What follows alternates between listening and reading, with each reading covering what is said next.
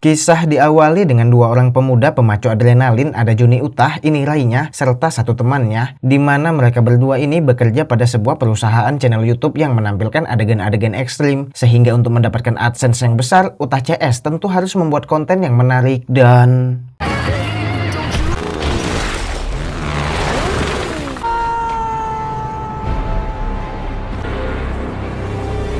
7 tahun berlalu, kini Utah telah meninggalkan dunia YouTube-nya dan memutuskan untuk mendaftar sebagai kandidat anggota FBI, di mana saat ini Utah berada di bawah divisi yang dipimpin oleh atasan bernama Hal, ini himoncongnya. To only let the most qualified get past. You are an FBI agent in the making. Dalam tes tersebut, Utah dan para kandidat lainnya diperintahkan menyelidiki sebuah kasus perampokan berlian, di mana perampokan ini dilakukan di atas gedung dengan sepeda motor dan parasut. Lalu anehnya semua berlian tersebut dibagikan secara cuma-cuma untuk rakyat miskin. Gave it all away to the poorest of the poor. What kind of people are we dealing? Di sisi lain, kita akan diperlihatkan kelompok pencuri yang sedang melakukan pembajakan pesawat pembawa uang, dan terjadilah hal yang sama seperti sebelumnya, yaitu hasil rampasan tersebut dibuang secara cuma-cuma untuk para rakyat miskin.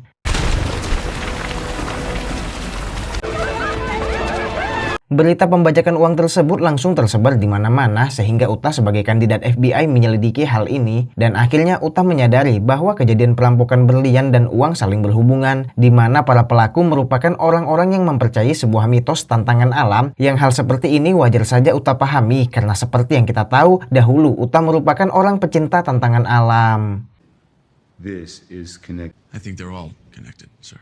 Utah menjelaskan kepada si atasan bahwa motif kriminal mereka belum bisa ditebak, tapi Utah yakin para perampok hanya bersenang-senang melakukan itu semua demi memecahkan sebuah mitos yang berisi 8 siksaan alam yang bernama 8 Ozaki. Dan untuk memastikan hal ini, Utah meminta izin mengecek secara langsung ke lokasi tantangan alam yang selanjutnya. I think they're attempting something called the Ozaki 8. So this is not about money. Usulan ini langsung disampaikan oleh Utah kepada para petinggi FBI, di mana Utah menjelaskan perampasan uang itu hanyalah sampingan, yang sebenarnya tujuan utama para perampok adalah terjun ke dalam sebuah goa yang termasuk dalam 8 siksaan. Cave of the Swallows. This is the largest. But what is the motive for the crime? Well, sir, that's what we need to find out. Tapi ternyata para petinggi tidak mempercayai teori Utah yang dianggap terlalu mengada-ngada. Namun untungnya Hal sedikit memiliki rasa yakin atas semangat Utah, hingga akhirnya Utah diizinkan untuk pergi ke Prancis demi memastikan lokasi siksaan yang selanjutnya. Don't let me down, because my ass is on the line in there. Sesampainya di Perancis, Utah dibawahi oleh agen papas, ini Rainya. Sekarang mereka langsung menuju ke lokasi siksaan yang berada di tengah laut, di mana siksaan kali ini bernama air kehidupan yang sudah pasti berhubungan dengan air. Dan ternyata dugaan Utah benar. Di sini terdapat banyak orang yang mengejar ombak besar yang konon dikatakan ombak seperti ini sangat jarang terjadi. Lalu Utah langsung ikut berseluncur ke dalam ombak tersebut dan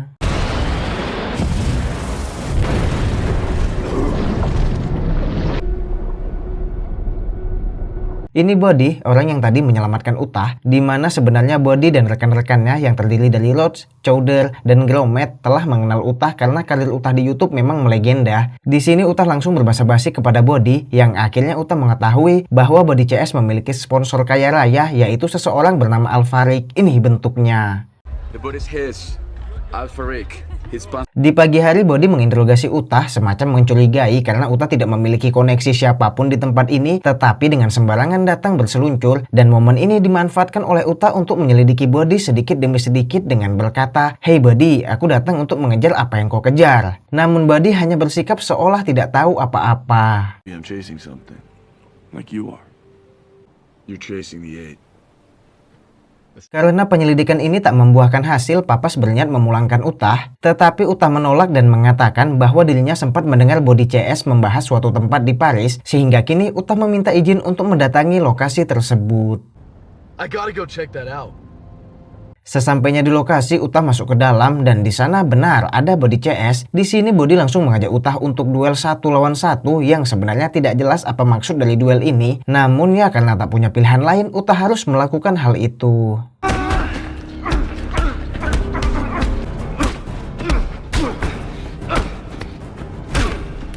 Tak kehabisan cara, Utah kini menunggu Body di luar hanya demi sebuah jawaban. Dan karena melihat tekad Utah yang kuat, akhirnya Body mengakui bahwa ia dan rekannya memang mengejar 8 siksaan, sehingga kini Utah dibolehkan untuk bergabung bersama timnya. Was like his deal.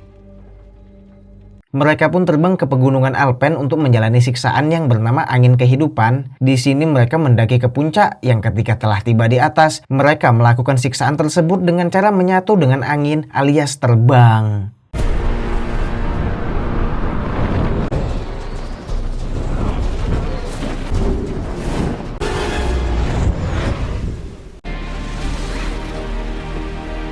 Selesai dengan tantangan, Utah CS pergi menuju sebuah camp yang di situ telah terdapat satu-satunya anggota wanita di tim ini. Dia bernama Samsara. Di sini penyamaran Utah semakin akrab dan sudah seperti sebuah keluarga.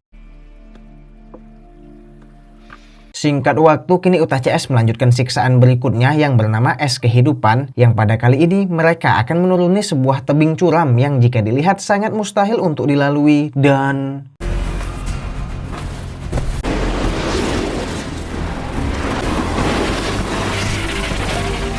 Ya, mereka berhasil menaklukkan siksaan berbahaya ini dan telah mencapai ujung tebing. Namun di sini Utah memaksakan untuk tetap menurun dengan cara berseluncur, di mana atas aksinya tersebut, Chowder terpaksa tewas karena kehilangan keseimbangan.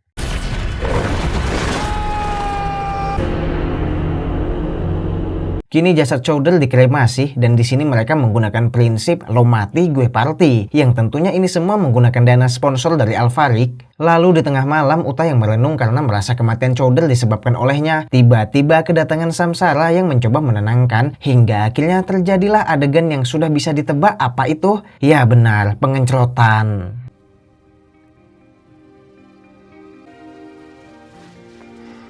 Saat terbangun, Utah mengecek HP yang ternyata Papas telah menghubunginya berulang kali, sehingga kini Utah langsung bergegas menemuinya. Di sini Papas menyuruh agar Utah berhenti dari kasus, karena ternyata Papas menempatkan seorang intel untuk mengawasi Utah di pesta tadi malam, sehingga Utah yang kepergok melakukan pengencrotan bersama Samsara hanya dianggap membuang-buang dana FBI. The difference between them and you is you're doing it. I just need more time. Tak menyerah, Utah meminta sedikit waktu tambahan untuk membuktikan kasus ini, di mana sekarang dirinya kembali bersama Body CS untuk melanjutkan aksi mereka, yang akhirnya terungkap bahwa Body CS memang kriminal yang selama ini FBI cari. Hanya saja Body CS melakukan aksi kriminal dengan dalih persembahan kepada alam, ya bisa dibilang seperti kepercayaan yang menyimpang sih. Kali ini Body CS berniat untuk meledakkan sebuah tebing hanya demi mengembalikan biji emas yang telah ditambang. Aneh. You're gonna steal it. No. Dimulailah aksi tersebut di mana saat ini truk membawa hasil tambang sedang melintasi jalur. Di sini Body CS membagi aksi. Dirinya dan Utah mengendarai mobil untuk mengacaukan perjalanan truk hasil tambang, sedangkan Gromit dan Rhodes menggunakan sepeda motor untuk memasang peledaknya di atas tebing.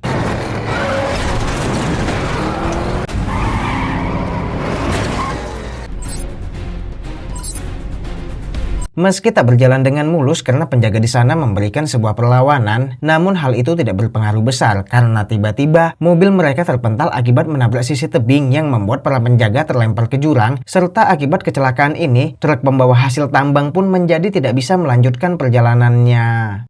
Come on, Johnny!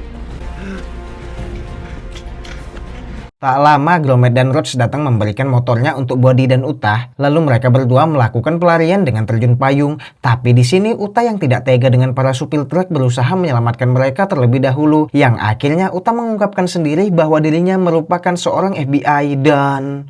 Brody, freeze FBI!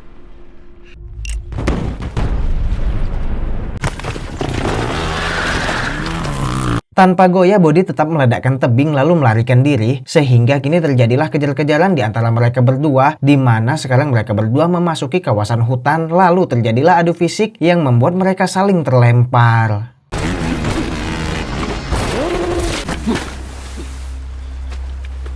Sebenarnya Utah memiliki kesempatan untuk menembak Body, tapi Body mengatakan bahwa dirinya sudah mengetahui dari awal jika Utah merupakan seorang FBI. Hanya saja Body sengaja membiarkan Utah bergabung karena berharap agar Utah mendapatkan kepercayaan yang sama kepada alam. Mendengar hal itu, Utah menjadi terpaku sehingga Body lolos begitu saja. Singkat waktu, Uta memberikan laporan palsu kepada atasannya dengan tidak menceritakan bahwa dirinya sengaja membiarkan Body lolos. Di sini FBI juga langsung membekukan semua aset Al-Farik sehingga Body CS tidak lagi memiliki dana untuk melanjutkan aksinya. Lalu tiba-tiba mereka semua mendapatkan rekaman CCTV langsung, di mana sekarang Body CS sedang menuju ke sebuah bank sehingga FBI langsung bergegas ke sana. That's them.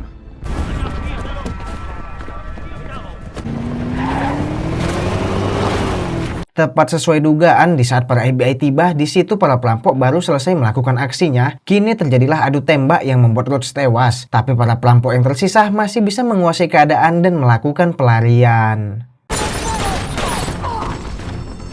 Utah terus mengejar seorang perampok yang dirinya pikir itu adalah Body, hingga sampailah mereka di sebuah kereta gantung yang di sini si perampok menodongkan senjata kepada Utah, sehingga Utah tak memiliki pilihan lain selain menembak dan...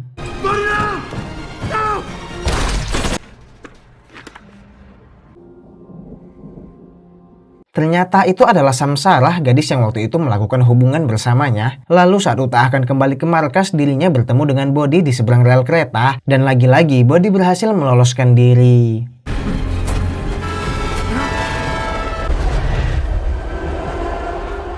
Tak menyerah, Utah terus menyelidiki kasus ini bermodalkan sisa tantangan yang ada, dan setelah berpikir secara panjang dan matang, akhirnya Utah dapat menyimpulkan bahwa Body akan berada di Venezuela untuk melakukan tantangan yang selanjutnya.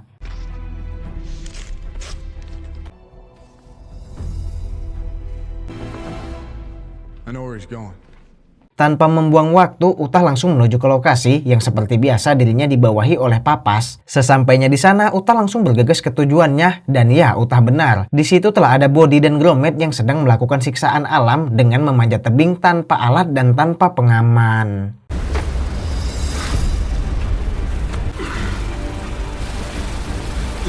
Tak pikir panjang, Utah langsung mengejar Body dengan cara yang sama, yaitu memanjat tebing tanpa alat apapun, yang padahal jika dipikir-pikir, hei Utah, kenapa nggak pakai pengaman aja? Atau kenapa nggak minta FBI pakai helikopter untuk langsung nunggu di atas? Lalu di tengah pendakian tersebut, Gromit merasa tidak mampu dan memilih untuk menyerah.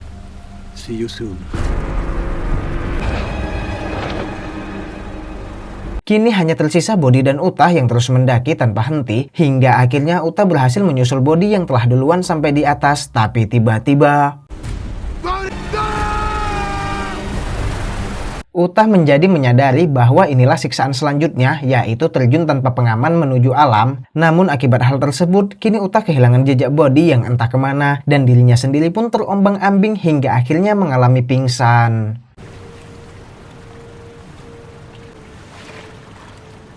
Saat tersadar, Utah telah diselamatkan oleh Papas, dan Papas juga mengatakan bahwa Body tidak ditemukan. Dan di sini akhirnya Utah resmi lulus menjadi agen FBI dan mendapatkan lencananya.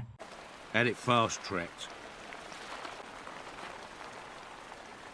7 bulan kemudian, kini Utah mendatangi Samudra Pasifik yang saat ini sedang terjadi ombak besar yang sangat langka dengan tujuan untuk memastikan apakah Body masih hidup. Karena jika kita flashback sedikit, saat di Paris Body tidak menyelesaikan tantangan air akibat menyelamatkan Utah yang tenggelam.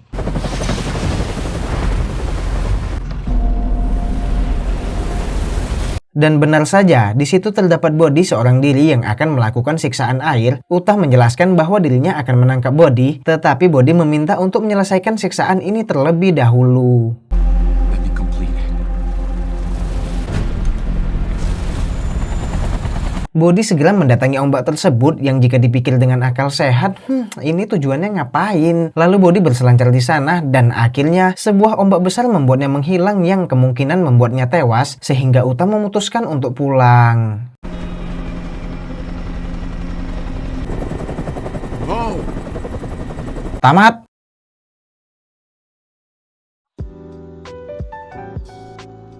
Untuk keseluruhan filmnya seru dengan adegan action yang memacu adrenalin penuh tantangan. Tapi kalau untuk membahas konflik ya memang susah lah di luar nalar.